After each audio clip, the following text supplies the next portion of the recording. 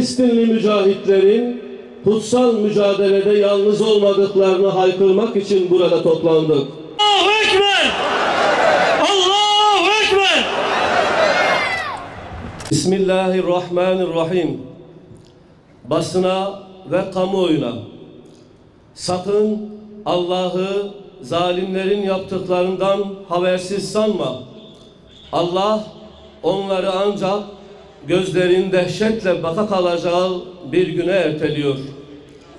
Filistin'de, mukaddes belde Kudüs'ümüzde, Gazze'de Siyonist Yahudilerin 75 yıldır sürdürdüğü işgal, talan ve katliamlar son 2 ayda akla hayale gelmeyecek şekilde azınlaştı. Peygamberlerini katletmiş bir kavimden her şey beklenirdi. Ancak günün birinde gözdeki bebeklere kadar bir milleti topyekün yok edecekleri belki de beklenmiyordu. İnsanlık tarihi büyük katliamlara, soykırımlara tanıklık etmiştir. Fakat yakın çağda böylesi bir soykırım hiç görülmedi. Hemen hemen her gün, hatta her an çocukların tonlarca bombaların altında parçalanmasına kaçımız tanıklık etti ki? Bugün mazlum belde Gazze'de Müslümanların evlatları katlediliyor. Bugün masum şehir Gazze'de bizim çocuklarımız, bizim annelerimiz katlediliyor. Ey dünya, bugün Gazze'de siz katlediliyorsunuz, insanlık katlediliyor. 18.000'den fazla masum insanın 2 ay içerisinde vahşice katledilmesi dile de kolay değil, gönüle de. 10 binlerce yaralıdan, enkaz altındaki binlerce cenazeden bahsetmeye kelimeler de kifayet etmez. Halbuki Siyonist azgınlığa karşı daha ne zamana kadar bekleyeceksiniz? İnsanoğlunu İsrailoğulları için köle gören bu sapkın ırkçılığa karşı harekete geçmek için daha neyin yaşanmasını bekleyeceksiniz? Bu azgın azınlık Filistinlileri katletmekle kalmayacak. Günün birinde Siyonist mezalim bütün dünyayı sarsacaktır. Herkes şunu bilsin ki Siyonizmin insanlığa vaat ettiği şey kan, gözyaşı ve ölümdür. İşte bugün Gazze'de verilen mücadele, insanlık namına verilen direnişin tam adıdır. Bu direniş İslam'ın direnişidir. Gazze bütün dünya müstekbirlerine, küresel sistemin sahiplerine, sömürgeciliğe karşı verilen mücadelenin adıdır Gazze.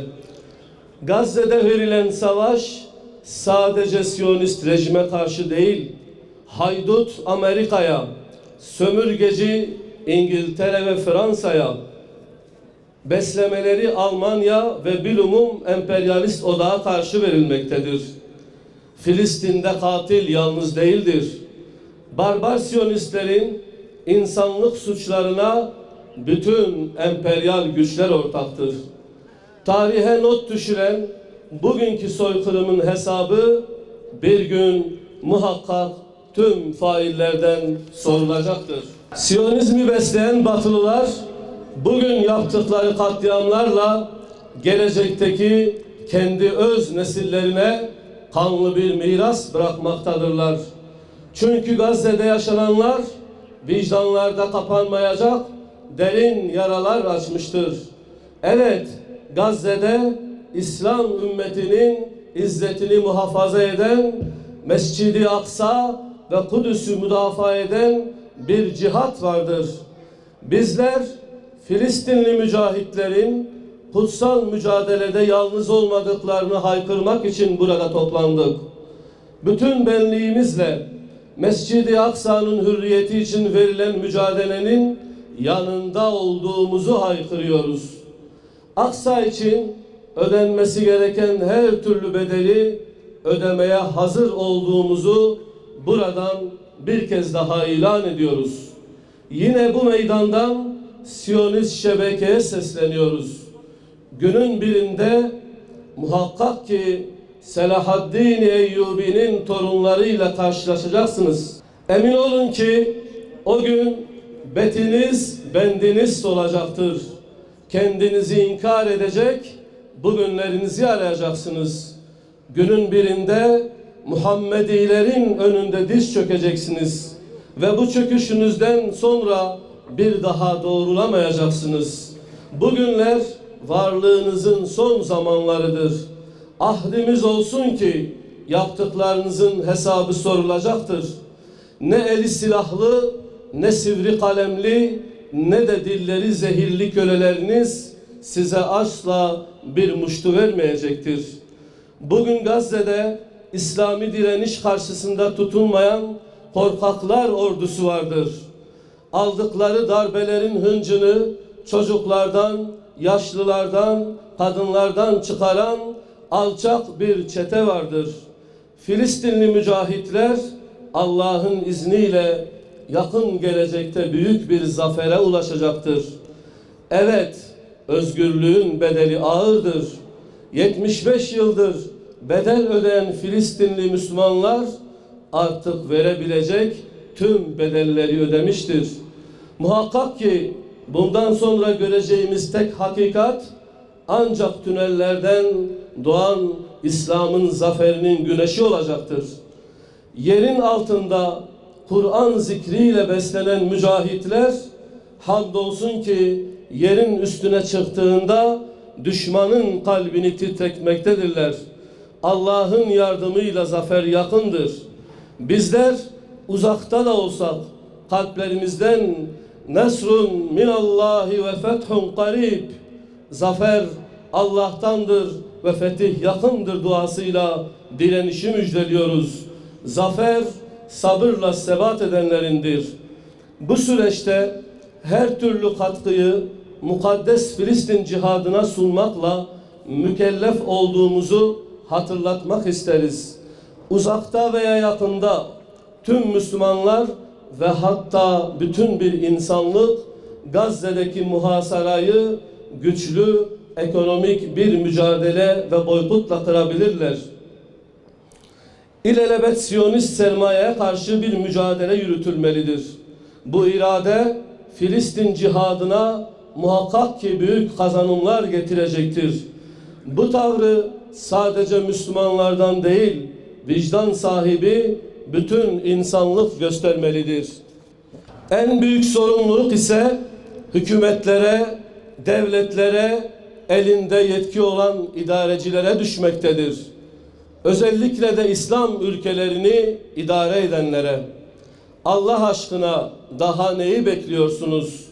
Ordularınızı Filistin'e göndermiyorsanız bari şu petrol musluklarını kapatın. Siyonistlerin ayaklarınıza doladığı prangalardan ne zaman kurtulacaksınız? Çocuklarınıza nasıl bir mirası bıraktığınızın farkında mısınız? Zillet sonraki nesillere bırakılacak bir miras olmamalıdır.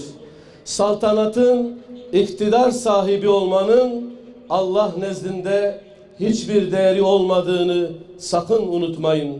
Hepiniz teksiniz ve bu tekliğiniz sizi zayıflatmış, düşmanlarınızı da güçlendirmiştir. Saltanatınızın, iktidarlarınızın sizleri güçlü kıldığını zannetmeyiniz. Bugün sizleri şanlı mücahitlerle tehdit edenler, yarın iktidarınızı nasıl yıkacaklarını elbette planlamışlardır.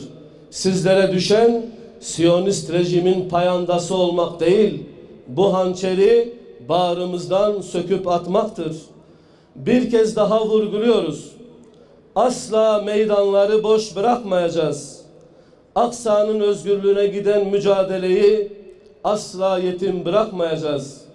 Gazze'deki katliamların normalleşmesine asla müsaade etmeyeceğiz.